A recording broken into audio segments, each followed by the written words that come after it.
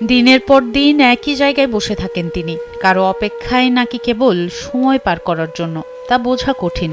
৯০ বছরের শরীরটা এখন যেন কেবল হাড়ের ওপর চামড়ার এক জীর্ণ খাঁচা।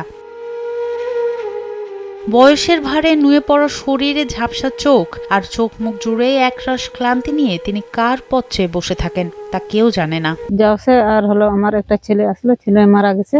অল্প এত বড় একটা নাতিন আছে, নাতিনের সাথে থাকে। ছেলেটা এদের বাড়িতে ওদের বাড়িতে কাজ করে, ১-১৫০ টাকা দেয়, ওটা দিয়ে খরচ করে খায়, কষ্ট করে। এক সময় যার কোলে মাথা রেখে নিশ্চিন্তে ঘুমাতো সন্তানরা, আজ সেই মানুষটাই হয়ে উঠেছেন বোঝা।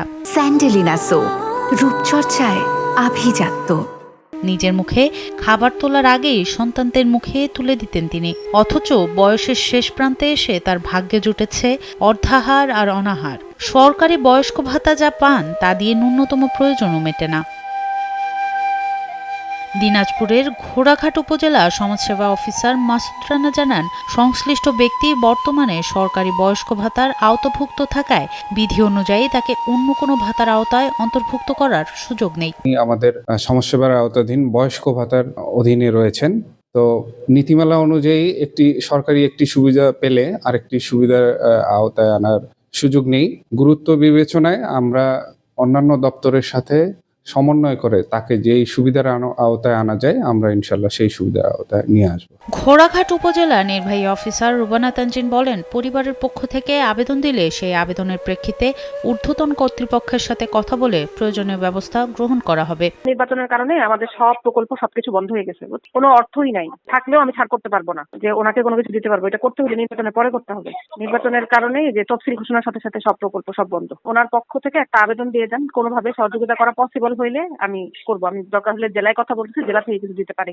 এই অসহায় বৃদ্ধার নাম ফুলমণি মুর্মু। তিনি থাকেন দিনাজপুরের ঘোড়াঘাট উপজেলার বেলওয়া ছাত্তিপাড়া এলাকায়। ৬ বছর আগে স্বামী হারানোর পর থেকে শুরু হয় তার এই জীবনযুদ্ধ। ভাঙা টিনের ঘর, বৃষ্টির পানিতে ধসে পড়া দেয়াল আর এক চিলতে বারান্দার চৌকি, এই হলো তার বর্তমান ঠিকানা। কষ্টই খাচ্ছি, কাম করবা পারছি না, নাই একলাই, একটা ছোল আছে আমরা, আমার নাতিন। ৪ ছেলে ও ২ মেয়ের সংসার একসময় ভরপুর থাকলেও আজ চারপাশে কেবল নীরবতা। বড় ৩ ছেলে পাশেই থাকে, কিন্তু মায়ের উঠোনে পা রাখার সময় তাদের নেই। ছোট ছেলেটা অন্তত ছায়া হয়েছিল, কিন্তু নিয়তি তাকেও কেড়ে নিয়েছে।